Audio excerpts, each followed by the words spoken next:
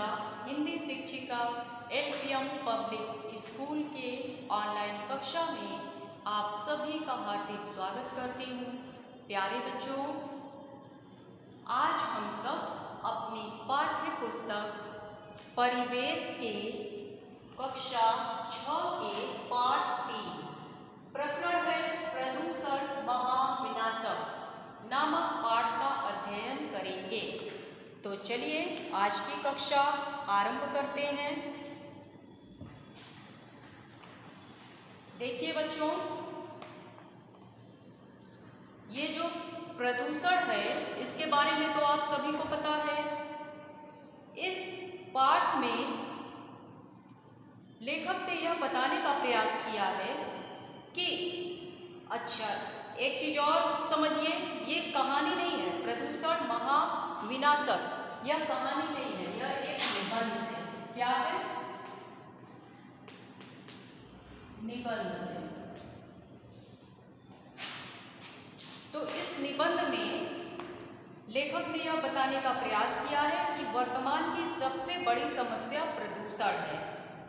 प्रदूषण के प्रभाव और उसके जो दुष्प्रभाव हैं उनके बारे में इसमें बताया है, और यह भी बताया है कि हमें प्रदूषण को रोकने का प्रयास आज से ही करना चाहिए, नहीं तो भविष्य प्रदूषण रहित नहीं बन पाएगा। ठीक है, अगर हम प्रदूषण को रोकने का प्रयास करेंगे तभी प्रदूषण रहित भविष्य होगा। तो प्रदूषण से आप सभी परिचित हैं। आजकल कितना प्रदूषण हो रहा है। पर्यावरण प्रकृति से हमें खिलवाड़ कभी नहीं करना चाहिए। ठीक है बच्चों, जो हमारे लिए आज प्रदूषण हमारे लिए एकदम सबसे बड़ा अभिशाप बनकर रह गया है। हमें प्रकृति से छेड़छाड़ नहीं करना चाहिए। अगर आवश्यकता पड़े तो हमें एक पेड़ अगर काटना है तो उसकी जगह पर हमें 3 पेड़ अवश्य लगाने चाहिए। पेड़ पौधों से क्या लाभ है ये तो आप सभी को पता है। ठीक है, अगर पेड़ पौधों का अंत होगा तो हमारा भी अंत सुनिश्चित है, क्योंकि पेड़ पौधों से हमें सांस लेने के लिए शुद्ध वायु मिलती है। बहुत सारे फायदे हैं, ये आप सभी को पता है। ठीक है, तो आज प्रदूषण के बारे में पढ़ना है। देखिए बच्चों, प्रकृति से हमारे जीवन का अटूट संबंध है। अगर प्रकृति है तो हम हैं और हम हैं तो प्रकृति है, इसलिए हमें इन दोनों के बीच संतुलन बनाए रखना चाहिए। प्रकृति की सुरक्षा हम सबके हाथ है। अगर हम धरती पर जन्म लिए हैं तो जैसे माता हमारी सुरक्षा करती हैं, वैसे हमें प्रकृति का भी संरक्षण करना चाहिए। ठीक है, प्रकृति मतलब जो हमारे आसपास पेड़ पौधे हैं, उन पेड़ पौधों का हमें संरक्षण करना चाहिए। पेड़ पौधे होंगे तो प्रदूषण नहीं फैलेगा। ठीक है, आज जो महामारियां फैली हैं इससे भी इस निबंध में सभी को अवगत कराया गया है। तो चलिए अब इस निबंध को हम लोग समझते हुए चलते हैं कि लेखक ने इसमें क्या क्या बताया है। देखिए, इसमें दिया है मानव की सर्वोत्तम खोजों में से एक है विज्ञान, जिसने मानव के विकास में विशेष भागीदारी निभाई है। विज्ञान के चमत्कारों ने बटन दबाते ही सुख सुविधाओं की दुनिया मानव के लिए सजा दी है, लेकिन इस अनुपम भेंट का ही दुष्परिणाम प्रदूषण भी है, जिसने पृथ्वी को संकट में डाल दिया है। ठीक है, ये जो विज्ञान है यह आज इतना आगे बढ़ चुका है कि सुख सुविधाओं के लिए मानव को क्या करना हो रहा है, केवल बटन दबाते ही उनको उनकी आवश्यकता की चीजें मिल जा रही हैं, जो कि प्रदूषण का भी कारक बन रही हैं। इसने पृथ्वी को बहुत बड़े संकट में डाल दिया है। आज वातावरण में प्रदूषण की मात्रा बढ़ती जा रही है। हर प्रकार से प्रदूषण बढ़ रहा है। वायु, जल, भूमि की अशुद्धता ने प्रकृति के संतुलन को डगमगा दिया है। वायु प्रदूषण, ध्वनि प्रदूषण, मृदा प्रदूषण, बहुत सारे प्रदूषण हैं। तो ये सभी प्रदूषण के कारण वायु, जल, मृदा ये सभी क्या हो गए? अशुद्ध हो गए हैं, और जिसने प्रकृति के संतुलन को ही डगमगा दिया। प्रदूषण क्या है? प्रदूषण रूपी राक्षस पृथ्वी को अपने आगोश में लेने के लिए आतुर हो रहा है। प्रदूषण को राक्षस माना गया है क्योंकि यह पृथ्वी को खत्म कर डालना चाहता है। आगे देखिए, इसमें बताया गया है कि अपनी विजय और विकास की यात्रा में वह प्रकृति के उपहारों को भूलकर उनका शोषण और दोहन करने लगा है, जिसके परिणाम स्वरूप प्रकृति का संतुलन बिगड़ने लगा और पर्यावरण संकट उत्पन्न हो गया।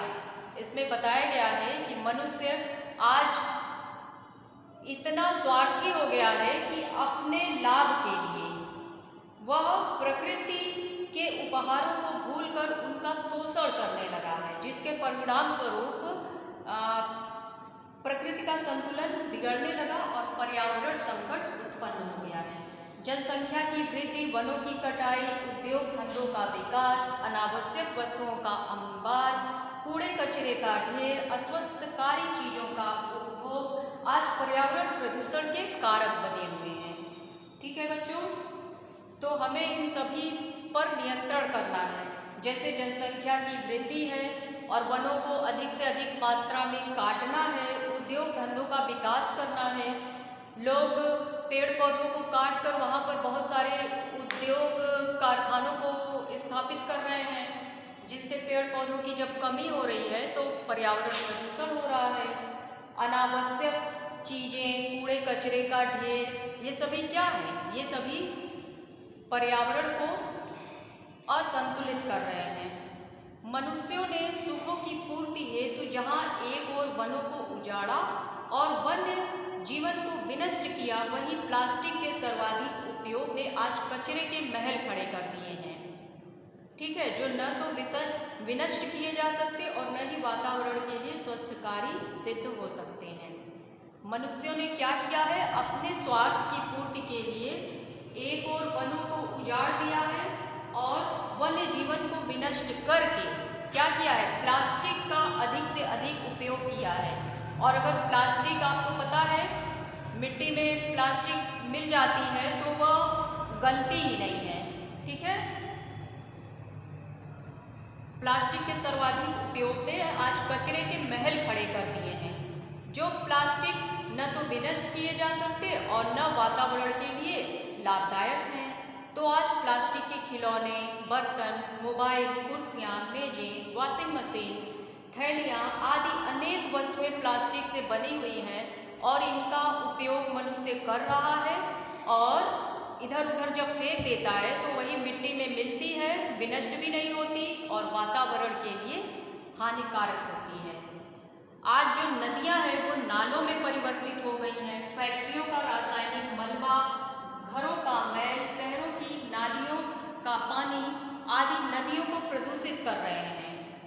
ठीक है, जो नदियां हैं वो आज नालों में परिवर्तित हो गई हैं, बदल गई हैं, क्योंकि फैक्ट्रियों का जो रासायनिक मलबा होता है और घरों का मैल, शहरों की नालियों का पानी सभी जाकर नदियों में मिल जा रहे हैं। जल को जीवन कहा जाता है, लेकिन मानव ने अपनी स्वार्थ सिद्धि के लिए पेयजल को भी संकट में डाल दिया। ठीक है, भूमिगत जल की अत्यधिक उपयोगिता ने इस संकट को और भी बढ़ावा दिया है। जो पानी हमें शुद्ध मिलता था पीने के लिए, आज वो भी खतरे में हो गया है, वो भी प्रदूषित हो गया है। और देखिए, जल की भांति वायु भी दूषित हो गई है, क्योंकि फैक्ट्रियों का जो धुआं है, घरों से निकलने वाला धुआं है, ईंधन का धुआं है, मोटर वाहनों, इंजन, परमाणु भट्टियों का धुआं कार्बन की मात्रा को निरंतर बढ़ाता जा रहा है और वातावरण को विषैला बना रहा है। ठीक है, इसमें बताया गया है कि जल जिस प्रकार से प्रदूषित हो रहा है, उसी प्रकार से वायु भी प्रदूषित हो रही है, क्योंकि जो फैक्ट्रियों से निकलता है धुआं, घरों से निकलने वाले ईंधन का धुआं है और जो सड़कों पर गाड़ियां चलती हैं उनसे निकलने वाले धुएं हैं, परमाणु और फैक्ट्रियों का जो धुआं है, उससे लगातार कार्बन निकलता जा रहा है, जो कि वातावरण को विषैला बना रहा है। ये विषैली गैसें मनुष्य के शरीर में पहुंचकर उन्हें हानि पहुंचाती हैं और वायु प्रदूषण ने सांस संबंधी रोगों जैसे अस्थमा, फेफड़ों का कैंसर आदि अनेक रोगों को उत्पन्न कर दिया है। वनों की अंधाधुंध कटाई ने विषैली गैसों के संकट को और बढ़ा दिया है। आज मौसम अनिश्चित हो गए हैं, कहीं अनावृष्टि अकाल लाती है तो कहीं अतिवृष्टि बाढ़ ही स्थिति ले आती है। अनावृष्टि का क्या अर्थ होता है? वृष्टि का अर्थ होता है वर्षा। अनावृष्टि मतलब कम वर्षा। कम वर्षा के कारण कहीं अकाल पड़ जाती है, जैसे सूखा पड़ जाता है, और कहीं अतिवृष्टि अधिक वर्षा के कारण कहीं बाढ़ आ जा रहा है। तो मौसम भी इससे अनिश्चित हो गया है, कुछ भी समय से नहीं हो रहा है। ठीक है, सब अनिश्चित हो गया है। प्रदूषण के कारण ही कहीं पर कम वर्षा हो रही है जिससे सूखा पड़ जा रहा है, और कहीं अधिक वर्षा हो रही है जिससे बाढ़ आ जा रहा है। सर्दी गर्मी वर्षा का जो चक्र है वह टूटता जा रहा है। रासायनिक उर्वरकों और कीटनाशक दवाइयों के छिड़काव ने भूमि को दूषित कर विषैला बना दिया है। इन दवाइयों से युक्त फल सब्जी विषाक्त हो गए हैं। जो रासायनिक उर्वरक होते हैं, कीटनाशक दवाइयाँ होती हैं, इनको खेतों में जब छिड़काव करते हैं तो इनसे भूमि भी दूषित हो रही है, और इन दवाइयों के छिड़काव से जो भी फल और सब्जी उत्पन्न हो रहे हैं वह भी विषैले हो रहे हैं। ठीक है, तो प्रदूषण का यह घिनौना रोग पृथ्वी को निरंतर आंदोलित करता जा रहा है। कभी संगीत की ध्वनि पक्षियों का कलरव, आनंद और मधुरता के साथ ही साथ शांति को भी प्रस्तुत करता था, लेकिन आज गाड़ियों, मोबाइल, इसमें क्या बताया गया है कि पहले के समय में जब वातावरण एकदम शुद्ध होता था तब हम लोग क्या सुनते थे? कभी संगीत की ध्वनि, पक्षियों का कलरव, सुबह सुबह जब भोर में चिड़िया चहचहाती थी उसी को बोलते पक्षियों का कलरव, आनंद और मधुरता, इन सभी को शांति के साथ जब हम लोग सुनते थे तो आज वह समय खत्म हो गया है, क्योंकि आज गाड़ियों, मोबाइल, रेडियो, टीवी आदि के शोर ने ध्वनि प्रदूषण के स्तर को भी बढ़ा दिया है। मंदिरों, गुरुद्वारों में कीर्तन मंडलियों द्वारा जो लाउड स्पीकर चलाए जाते हैं उनसे ध्वनि प्रदूषण उत्पन्न हो रहा है। ठीक है, जिससे श्रवण संबंधी बीमारियां उत्पन्न होने लगी हैं। श्रवण मतलब कान से संबंधित बीमारियां उत्पन्न होने लगी हैं, जिससे व्यक्ति जीवन में चिड़चिड़ाहट और तनाव का शिकार हो रहा है। जब ध्वनि प्रदूषण फैलेगा, चारों तरफ लाउड स्पीकर बजेंगे, तो क्या है, व्यक्ति के अंदर चिड़चिड़ाहट और तनाव उत्पन्न होगा। ठीक है, और कानों से संबंधित बहुत सारे रोग भी हो जाएंगे। इसलिए मानव भविष्य में आने वाले संकट के प्रति सचेत हो, तभी विश्व में पर्यावरण की समस्या को रोका जा सकता है। इसके लिए 5 जून की तिथि पर्यावरण दिवस के रूप में मनाई जाती है। इसको आप लोग नोट कर लीजिए। 5 जून को क्या मनाया जाता है? पर्यावरण दिवस। पर्यावरण दिवस, इसमें पर्यावरण के प्रति जागरूकता दिखाई जाती है। ठीक है, पर्यावरण दिवस 5 जून को मनाया जाता है।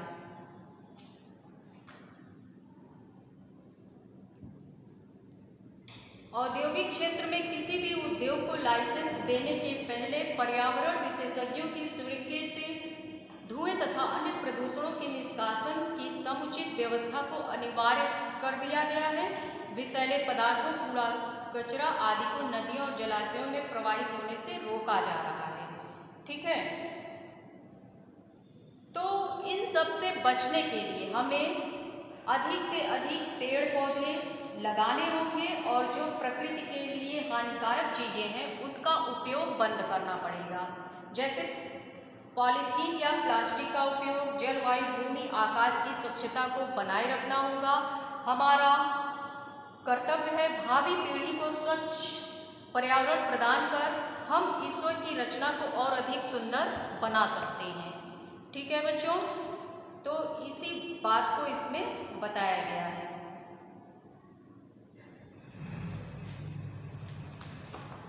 तो आप सभी के समझ में आ गया होगा इसमें लेखक ने क्या बताने का प्रयास किया है कि हमें वर्तमान की जो सबसे बड़ी समस्या है वह प्रदूषण है। उसके प्रभाव और दुष्परिणामों का इस कहानी में वर्णन किया गया है और बताया गया है कि हमें प्रदूषण को रोकने का प्रयास आज से ही करना होगा, तभी भविष्य प्रदूषण रहित बनेगा। अगर हम प्रकृति के साथ छेड़छाड़ करेंगे तो प्रकृति का और मनुष्य का संतुलन बिगड़ जाएगा। अगर प्रकृति है तो हम हैं तो प्रकृति है। और हमें अगर आवश्यकता है एक पेड़ काटने की तो उसकी जगह हमें 3 पेड़ लगाने चाहिए, ठीक है। और हमें पेड़ पौधों का संरक्षण करना चाहिए, क्योंकि पेड़ पौधों से ही प्रदूषण खत्म होगा।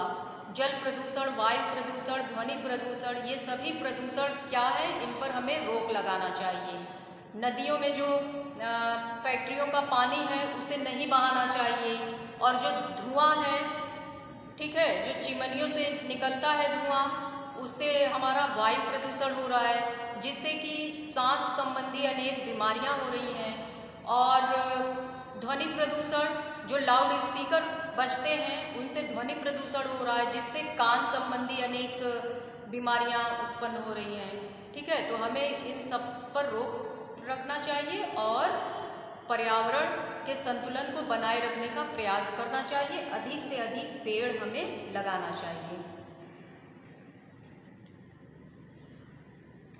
क्योंकि जंगलों में जानवरों, अगर हम अधिक से अधिक पेड़ लगाएंगे और जंगल को काटेंगे नहीं तो जंगलों में जानवरों का वास होता है, ये तो आप सभी को पता है। और इन्हीं से धरती पे रहने से, जानवरों के धरती पे रहने से क्या होता है, प्रकृति सुरक्षित रहती है। तो बच्चों, आप सब इस कहानी को अच्छे से, इस वीडियो को बार बार देखिए और अच्छे से इस कहानी को समझ लीजिए। और PDF भेजा जाएगा, उसमें कुछ अभ्यास के प्रश्न होंगे, उसे आप सब अपनी कॉपी में अच्छे से लिख लीजिएगा और याद भी कर लीजिएगा, ठीक है। जब स्कूल खुलेगा तब आपकी कॉपी चेक की जाएगी। चलिए, धन्यवाद।